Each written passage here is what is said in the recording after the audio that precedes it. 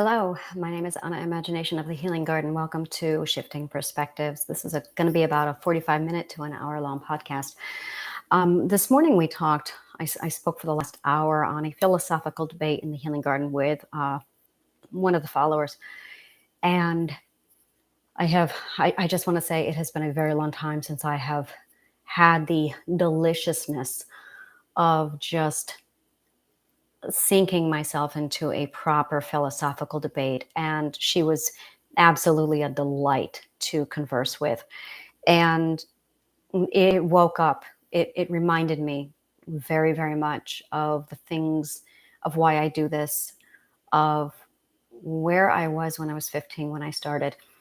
Psychology was actually a secondary major for me. It wasn't something where I said I want to be a psychologist. It was actually philosophy. It was very much the art of thinking that I wanted to dive into. I am first and foremost a philosopher. That is my number one. Like if I had my way, I would be a sage sitting on a mountain. People would come to me and I would just give them my philosophical points of view. Confucius is my hero. Like that's my idol. That's who I want to be when I grow up, is Confucius. I want to be the Buddha sitting under a tree, just allowing people to come to me and talk to me while I use Socratic method on them. That's my dream. And it was actually through my my philosophical studies that I discovered Carl Jung. And Carl Jung is the one who directed me to, so thank you, Carl, to psychology. Without Carl Jung toggling both sides of philosophy, I never would have even looked into psychology. Furthermore, Ayn Rand. I love Ayn Rand. I am a huge Ayn Rand, yes. Philosophically, I love and support Ayn Rand. Ethically, I have problems with Ayn Rand. I don't want to get into that.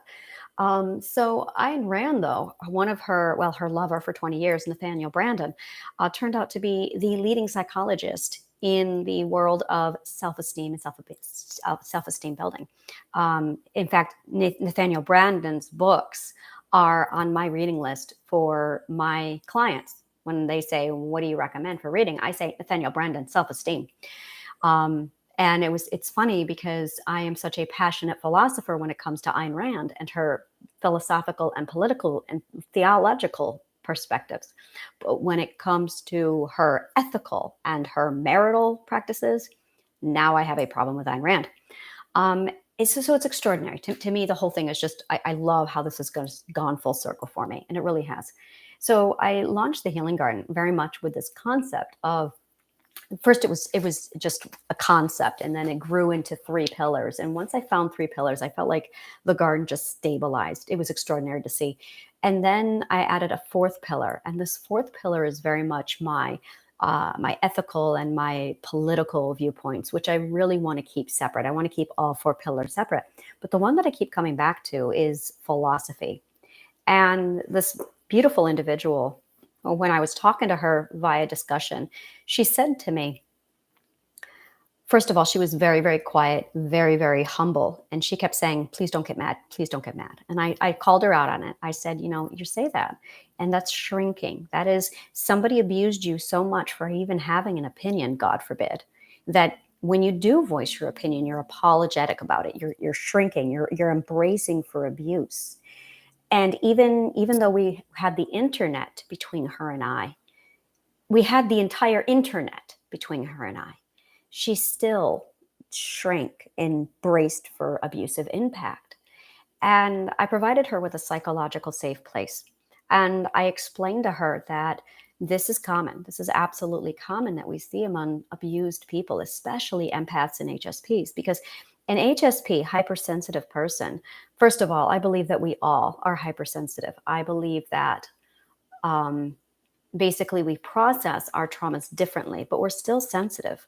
I believe that a narcissist is just as sensitive as an HSP. The reason why the common term HSP has come out is because they don't hide their sensitivity. They don't know how to, because that's not how they process trauma. And that's okay. Everyone's different. And that's something I explained to her. And she said, well, if we have a difference of opinion, then I should leave. And then the philosopher kicked on in me. As soon as she said that, the philosopher just flared up, and I went, ooh, candy. This is mind candy to me. And I told her, I said, I absolutely fully embrace a world where we all can sit down and calmly and logically discuss our differences. This is philosophy. It is the narcissist in our society that have quelled this out of us, thrown it away, and told us that abuse is the way to go, aggression is the way to go. And they have denied us the ability or the safe freedom, the psychological safety to pursue an actual discussion. And ultimately, and this is something I said to her, this is what I promote. And I realized that by giving her a psychological safe place just to have a discussion, a heated discussion, it was a very deep intellectual topic where it was a battle of our brains. Very much a battle of brains and wits. She gave me her viewpoints, opinions, and perspective. And we started off the conversation with establishing humility and respect on both of us.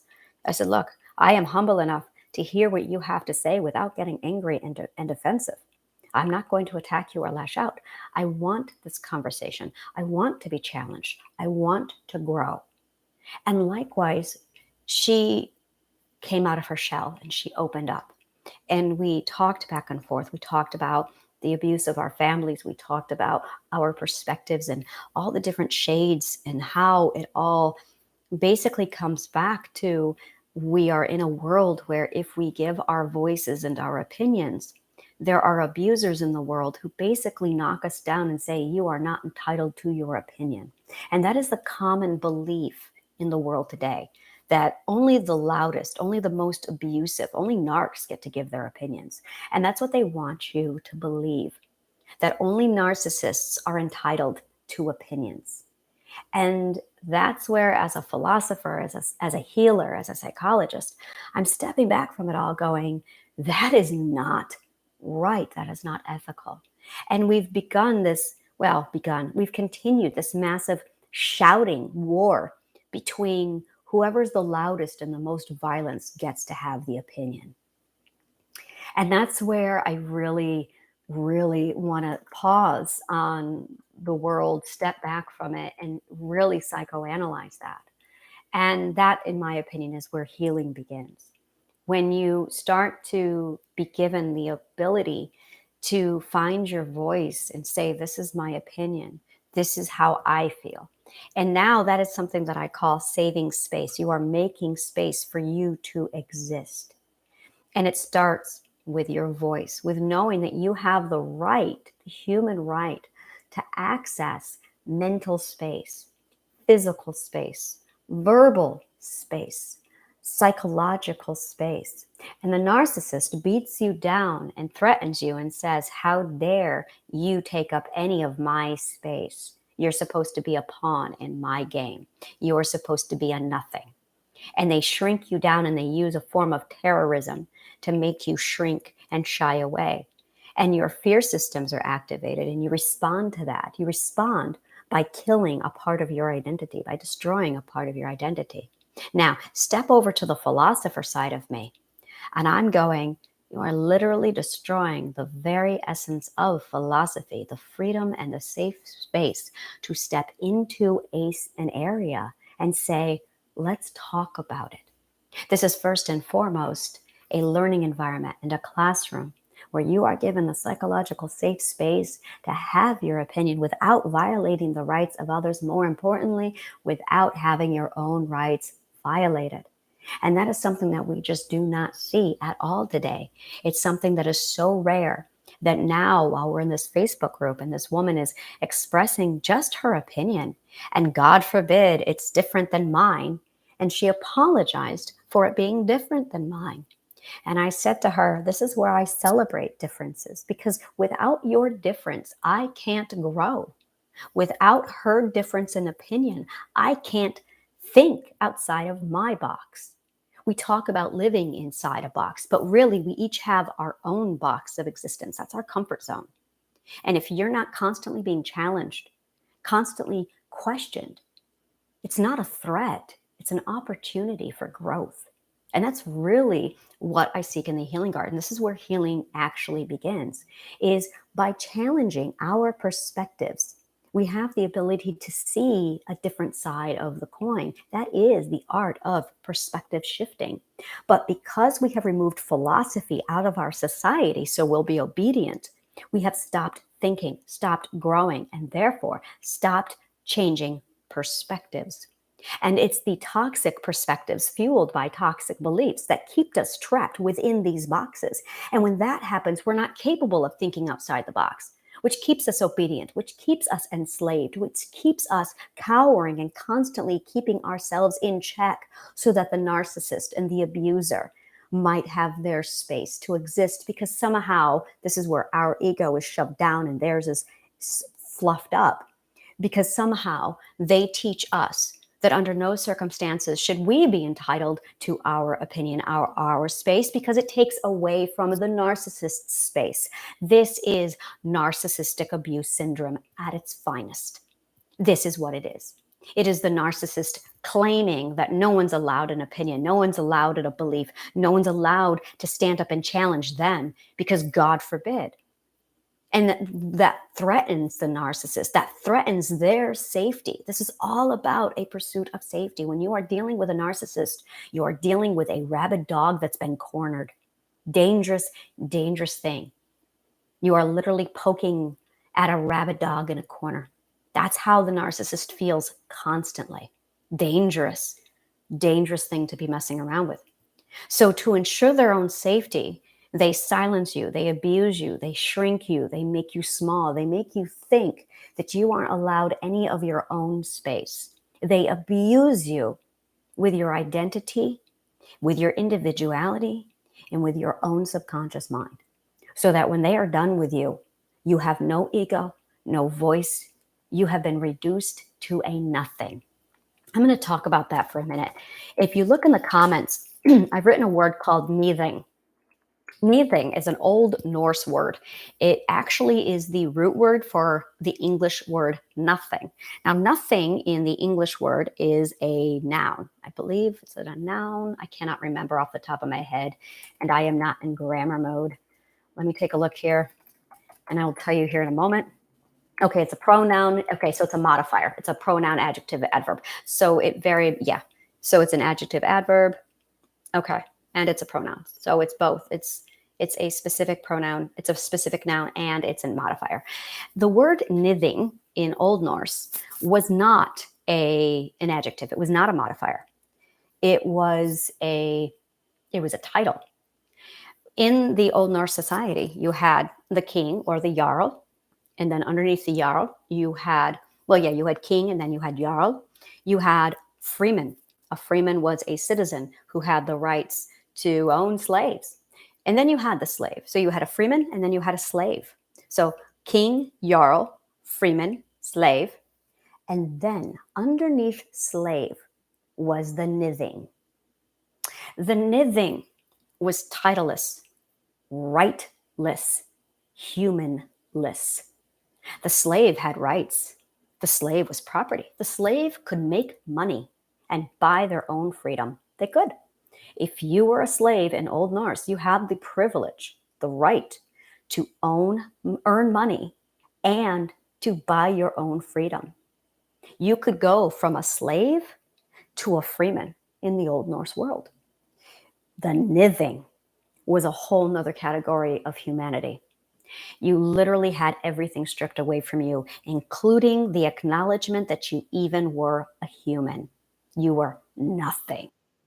You were thrown and cast outside. You were an outsider. And it was a death sentence. 2 rules.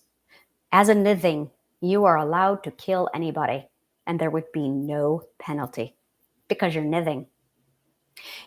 You also, people, had the right to kill you, and there was no punishment whatsoever because you were a nithing.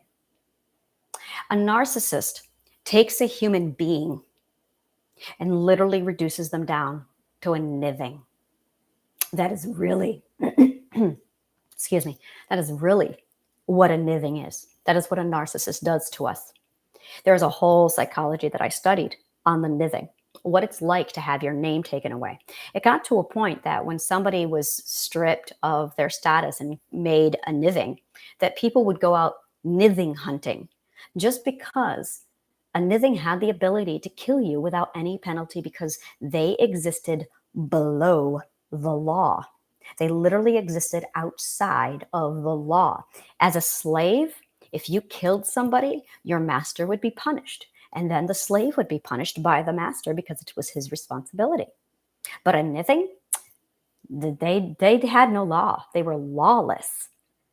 Now, I'm going to say again, that had a two-edged sword. The law could not be applied to punish them and keep them in check, nor did they have the protection of the law. So, to keep themselves safe, freemen would actually go out and kill nithings just to make sure, well, that's a done deal. We never have to worry about that piece of shit ever again. It's that simple. The law was literally removed from the nithing. Extraordinary. The psychology behind it was absolutely extraordinary. So when I watch a narcissist, I think very much on the nithing. I think about, wow, this is a narcissist who says you exist below the law. My law is law and you are nothing. I have taken away your subconscious mind. I have taken away your ego. I have taken away your identity. I have taken away your name. You do not exist but to serve and be and enhance me. Your responsibility as the narcissist's nithing is to enhance their identity by making them feel safe, by being a thing they can use to make themselves feel safe. The psychology of what that does to your brain when you live in that kind of an atmosphere, or worse, when your parents put you into a nithing status, is it takes your brain and it makes you think that you are nothing. You exist only to love and serve others. You shrink. It's extraordinary to watch the psychology of narcissistic abuse because you are living less than a slave. You have less rights. You are less than human. So I have a lot of clients who come to me very much encompassing the slave mind. I was one of them. I knew what it was like to be nothing, to have no definition, to have no name.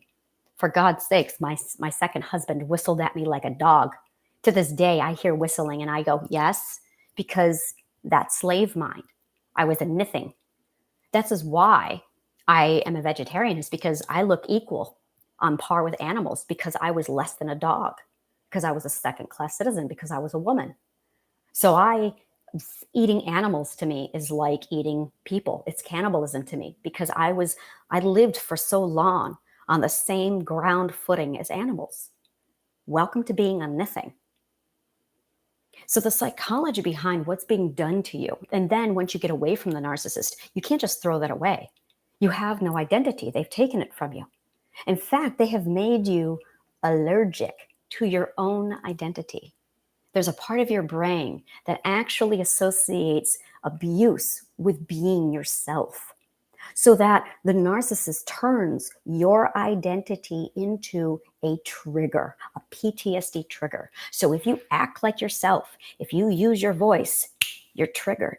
If you speak up, you're triggered. If you be authentic, you're triggered. If you do what you want, you're triggered. If you embrace the part of you that your parents hate, you're triggered.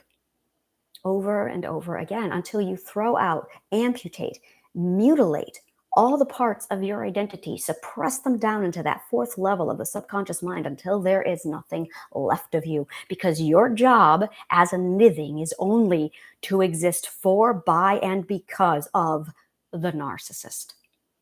This is what they have done to you. By raising your conscious awareness, by embracing thinking, by embracing a philosophical mindset where you are psychologically safe enough to start exploring these, only then are you able to start pulling apart the layers of what was really done to you. Narcissistic abuse is slavery, where they literally bring in terrorism, psychological warfare to turn you into something that is less than human. I lived with a narcissist for the last year, and he has a girlfriend. She has Stockholm syndrome and she has psychological entrapment.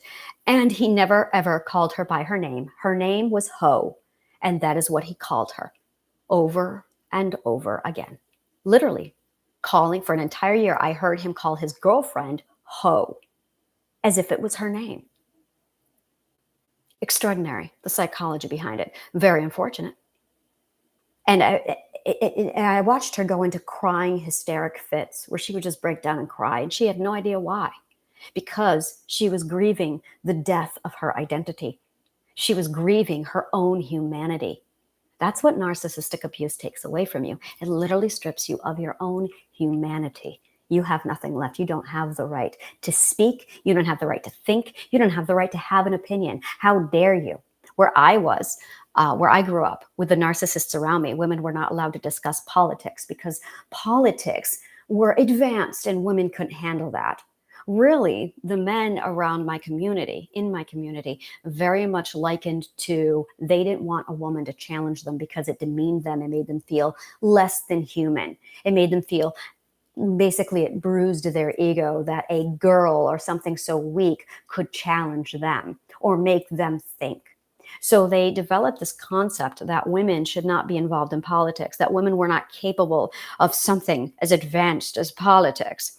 And when I sat down and I studied what politics actually was, I realized it's just ethics. It's actually a branch of philosophy, which I have mastered. So I'm looking at it going, wait a minute, wait a minute, wait a minute. And this is, by the way, like a year ago. You cannot live in New York City without being involved in politics. It's not possible. New York City and politics is like this. You just can't do it. So when I moved to New York City, I realized that there was no way I could be here without understanding politics.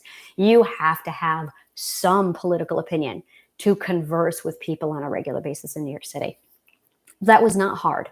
Once I realized that politics were just ethics, and I know ethics, I went, wait a minute, politics is just an argument over ethics? We're just discussing what's right and what's wrong? So now let's rip this apart. Let's get a little deeper. When you have a narcissist who tells you that you're not allowed to talk about politics, where I'm from, it was the men are talking. Literally, that was the thing that was said was the men are talking. So, and the men would talk about politics. And if you tried to step up and say anything, excuse you, the men are talking. That's exactly what I was told. And I realized that all they were talking about was what is right and what is wrong. And in my opinion, what is right is a person's freedom, a person's ability to live the life that they want to live. Well, that puts me liberal, apparently. And I don't know really what, I kind of know what that means. I'm still learning the labels and the terms for it. And in my opinion, there's a lot of labels and names and name calling in politics because politics is run by narcissists, basically using ethics as a power trip. That's what I believe politics really is. It's a bunch of narcissists going, we're going to monopolize. Yeah, we're going to monopolize the conversation of ethics. And if you don't agree with us, we're going to give you names and labels.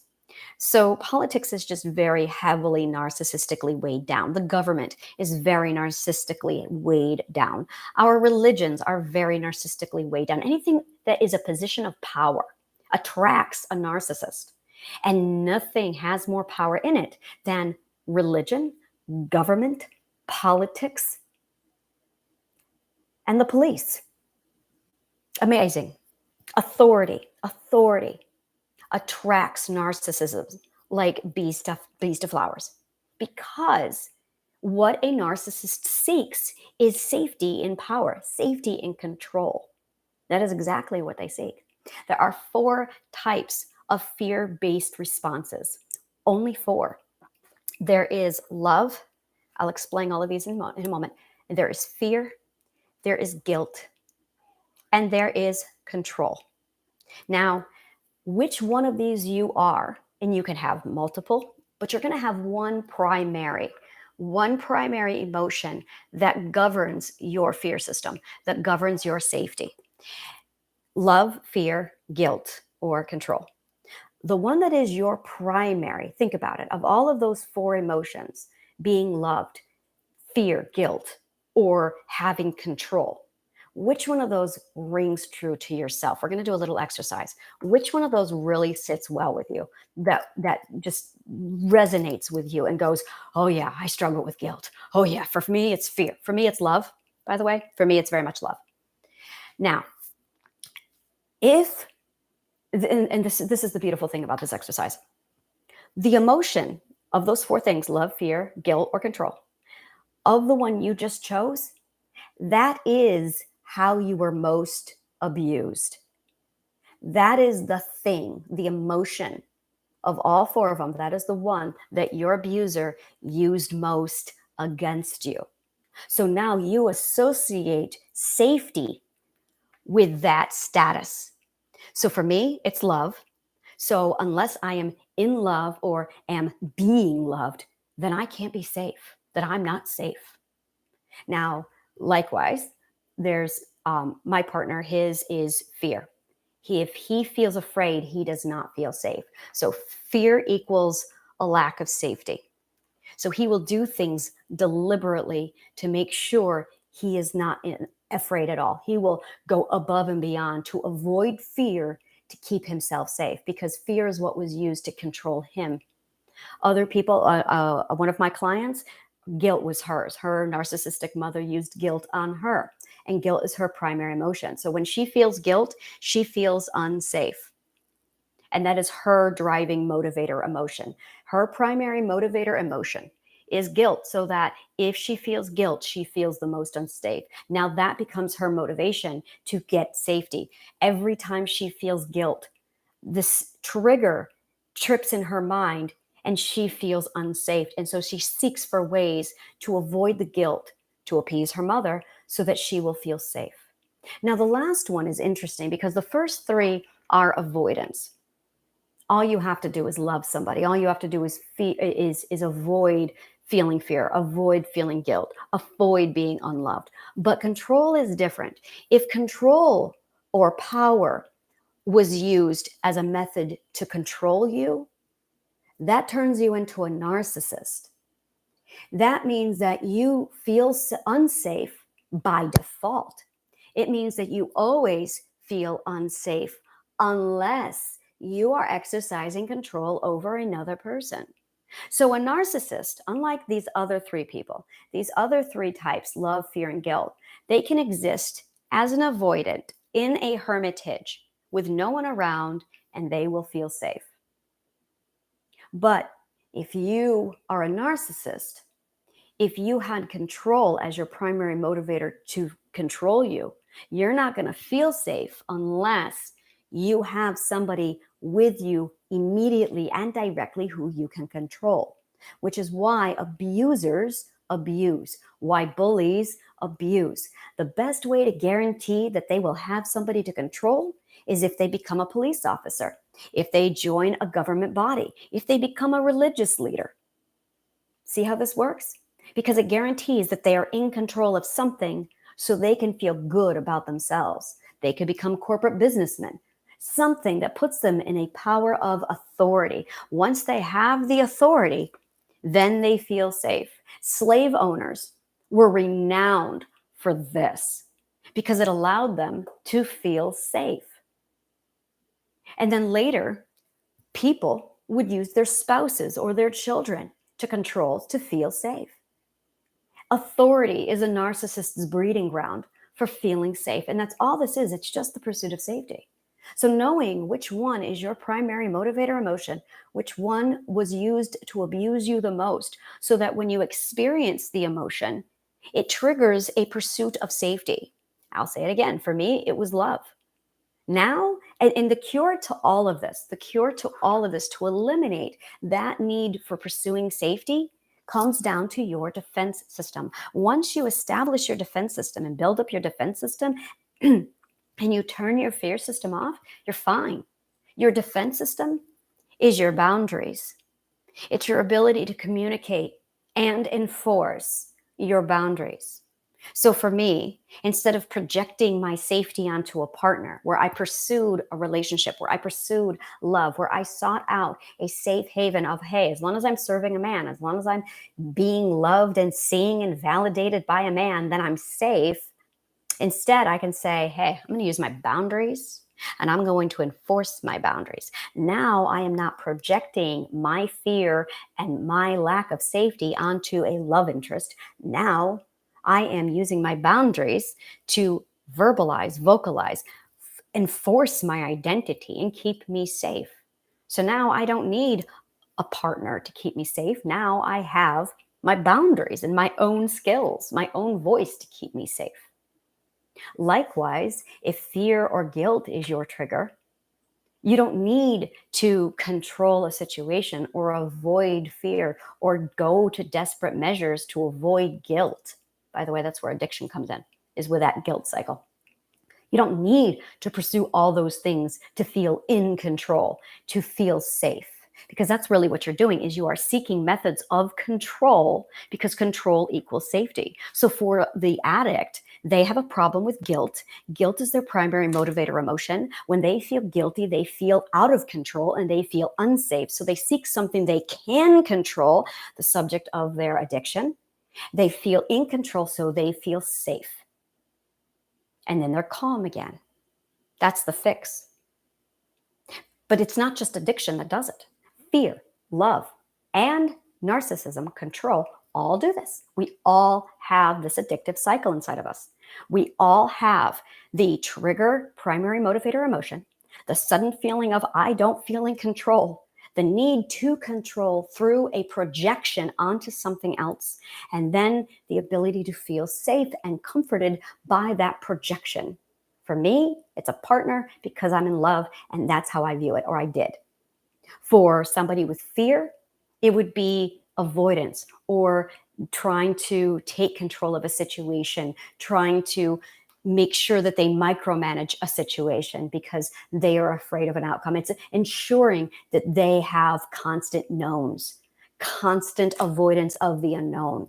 So they're hyper vigilant. They're hypersensitive to making sure they understand where everybody is, what everybody's doing, what that's where OCD comes in. That's where, oh God, that's where a need to constantly be informed comes in. It's an avoidance of the unknown. That's where fear comes in. And they seek control to gain their safety through avoiding fear. With guilt, it's that you have the guilt and then you seek to control something. So you seek out an addiction. The addiction gives you the feeling of control, which gives you the feeling of safety. And then you calm down. That's your fix. And with the narcissist who was controlled by control, by power and authority abuse, and that's what it is, authority abuse, then they are the ones who seek out controlling and abusing others so that they feel safe, so they feel in control. So that's the cycle. That is exactly how it all works. And what ends up happening is you have people, empaths, the victims, the targets, the subjects of the narcissist who were basically reduced to the status of nithing. And they were removed from their ability to voice their opinion. Now you have somebody, and this is usually where love, fear, and guilt are nurtured by the narcissist because their narcissist, the persons who abused them and bullied them, used love, fear, or guilt or control. And how your narcissist abuses you is completely dependent upon how the narcissist was abused. For instance, my one client whose mother was a narcissist with guilt, she used religious guilt to control her, but the guilt was used more than the authoritative control. So she's not a narcissist at all. She is 100% an empath who is slave to the feeling of guilt. So that guilt is her primary emotion, and her addiction is making sure her mommy is happy at all times. That's serving the narcissist because she's nothing. Her entire identity is wrapped up in the happiness of the narcissist. The narcissist's need becomes your identity. This is mental illness 101. And this concept that, well, there's just narcissism over here, but I have PTSD. Well, I have this mental illness. Well, I have borderline personalities. All abuse stems from narcissism. All of it. Narcissism is the leading, every one of them. There are various types of abuse, various types of narcissism, various methods and tools. But a narcissist is a narcissist, and it is unchecked and rampant in this world. So you have narcissists who are constantly manipulating and controlling others and abusing others to get them to dance for you. And while they're doing that, they are ripping down your identity so that you are a nithing. And then you are slave to one of these four or two of these four emotions: love, fear, guilt, and control. Which one is yours? Figure out which of those emotions is triggering you into a feeling of, I don't feel safe. And understand, let's get that conscious awareness up. Understand that your pursuit of life is not for happiness, it's for safety. And your subconscious is craving it, looking for every method it can possibly find to feel safe, to feel solid, to feel grounded. And it all keeps coming back to that narcissistic cycle of how you were abused. So, getting back into philosophy, when you pull philosophy into it, you are now raising your conscious awareness. You are taking control, but taking your mind and you're bringing it up to here. And you're providing yourself with a platform where you are safe to explore the identity that was taken away from you. You are rising from nithing status to human being. You have been a slave all your life, a slave to the narcissist's whims and needs. And you're rising out of that and you're stepping up into a human being status. And believe you me, it is a change in perspective. I used to call it, and I still call it, slave mind. And I went through a period of adjustment. This was very hard for me, where I could feel my slave mind turn on. I can still feel my slave mind turn on. Every time I'm around a narcissist, it kicks in. And I just call it slave mind. It's the mindset of, oh, I have to shrink now. It's the, oh, I hate it so much. That's your fawn. You've heard fight, flight, fawn, or flop. Fight is assertiveness. Fight is your defense system working. Fawn, flop, or flight, yeah, that's slave mind. Flight is actually good because you are setting a boundary and removing yourself from the dangerous situation. That's good. That's good. So really, fight is good and flight is good. Fawn and flop, that's slave mind. That's you being a narcissist, or I'm sorry, abused by a narcissist. That's you being a nithing with a lack of identity. So you either take on the chameleon role that they have assigned to you, that's fawning. That's your Stockholm syndrome. Or you lay down and you play dead and you pretend that you do not exist while they do whatever they want to you. That's flopping. Because the narcissist has groomed you to be nothing. And you think you are nothing because your identity has been completely consumed by the narcissist. They really are a parasite. So that's the psychology exchange going on. And philosophy, when you start getting into here, the very first rule of philosophy is we're going to give you a safe place to talk. We're going to give you a safe place to find your own voice because we're taking you from this slave mind and we're raising you up to a human being status where you actually are somebody, where you actually have your own space. This is especially very difficult for women because women, oh my God, women are groomed to be submissive to their husbands. They are groomed to allow their identity to completely merge into and assume the role of the husband so that the man's ego is built up on the strength and power of the woman who is only an enforcer of his ego. It's pretty fucking disgusting. So that this is now our society where so many women are groomed to shrink, groomed to stay in check, groomed to make sure they never outshine a man, groomed to have no opinions except the values and the opinions of their husbands. It was amazing to watch my mother. She went from my biological father to my stepfather.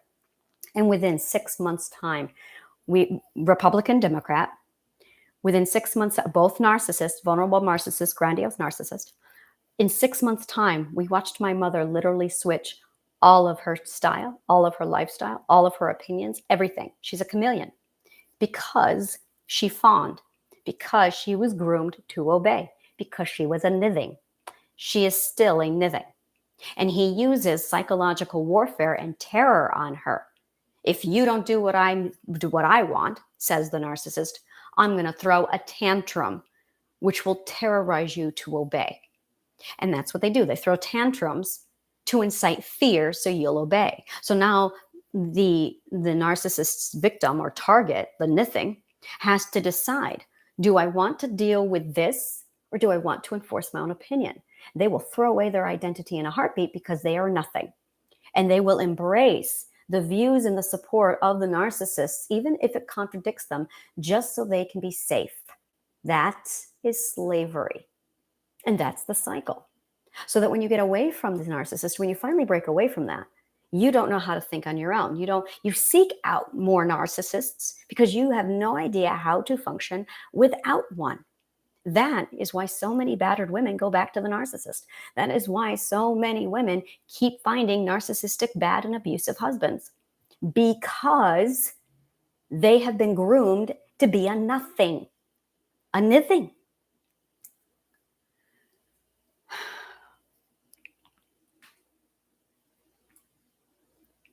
So for the healing garden, what I do is I start off with philosophy.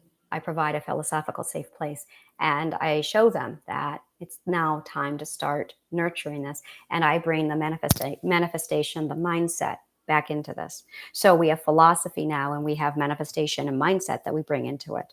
And when these things come together, now the persons have the ability to start nurturing their identity. It's literally a breeding ground for your identity, so that you can find out who you are, safely explore who you are, empower yourself through your own voice and independence and your identity, and you can rise out of that. That is the healing garden. That is what we do. As promised, it's 40 minutes in. I knew I was going to be long-winded on this. I'm going to go ahead and shut everything down here. And as always, join me over on Facebook. That is where I have the Healing Garden, where the link is located in the notes. You are more than welcome to grab us, join us there. All the information is there. I have a power course coming up on July 10th where I really get deep into this, and I do manifestation, I do power speaking, motivational speaking to encourage people. It's a 5-day course. I do these courses. They're themed. It takes, I do them every 2 weeks, and they are themed and targeted for every particular stage of your healing. By all means, please join us there. It is something I'm really looking forward to. Thank you so much, and may the kindest of words always find you.